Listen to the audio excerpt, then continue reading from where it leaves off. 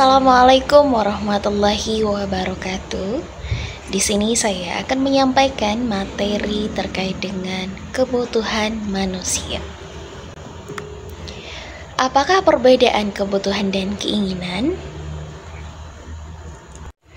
Kebutuhan dapat diartikan sebagai sesuatu yang harus dipenuhi oleh seseorang untuk bertahan hidup dan menaikkan taraf hidupnya.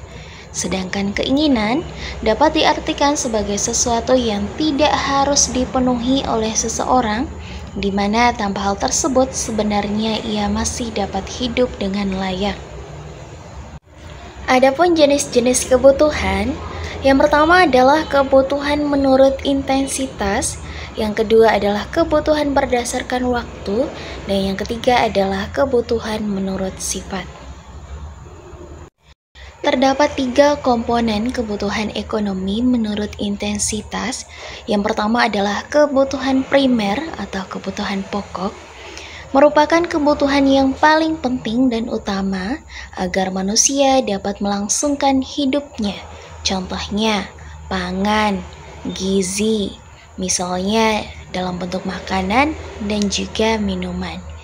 Yang kedua adalah kebutuhan sekunder, merupakan kebutuhan yang boleh didapatkan usai kebutuhan primer terpenuhi. Kebutuhan ini sifatnya untuk melengkapi dan meningkatkan kenyamanan.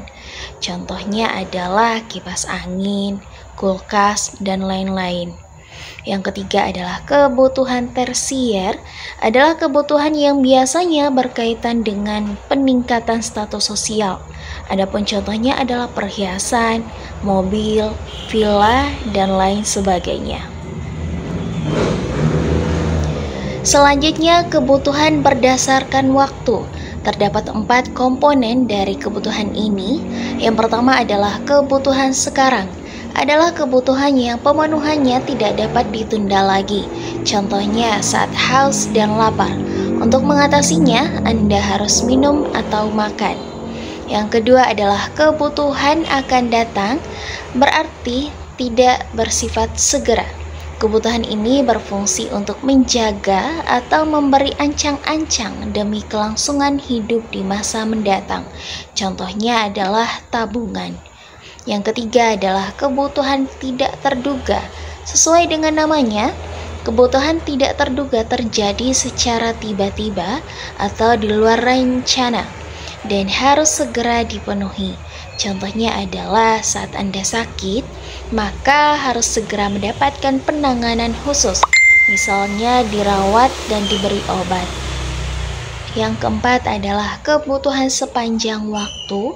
Pemenuhan kebutuhan ini tidak terbatas, artinya bisa terus dipenuhi hingga batas tertentu.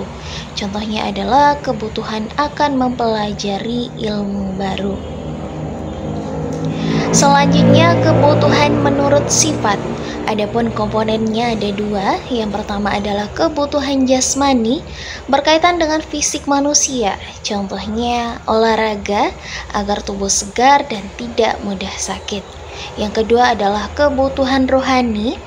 Kebutuhan ini tidak tampak secara nyata karena dirasakan secara batiniah sehingga memunculkan rasa bahagia, gembira, lega, dan lain sebagainya. Contohnya adalah ibadah, siraman rohani, atau kasih sayang dari orang tua maupun pasangan. Yang selanjutnya, kebutuhan menurut subjek. Terdapat 2, ada kebutuhan individu, merupakan kebutuhan yang bersifat pribadi sehingga item yang diperlukan pun berbeda. Misalnya, pelajar membutuhkan seragam, alat tulis, dan buku. Sementara itu, atlet maraton akan membutuhkan sepatu lari dan pakaian untuk latihan. Yang kedua adalah kebutuhan sosial, merupakan kebutuhan yang memiliki manfaat bagi banyak orang sehingga kelompok tersebut merasa lebih sejahtera, tertib, dan aman. Contohnya adalah rumah ibadah dan rumah sakit. Sekian dari materi yang dapat saya sampaikan, lebih dan kurangnya saya mohon maaf. Wabillahi taufiq wal hidayah. Wassalamualaikum warahmatullahi wabarakatuh.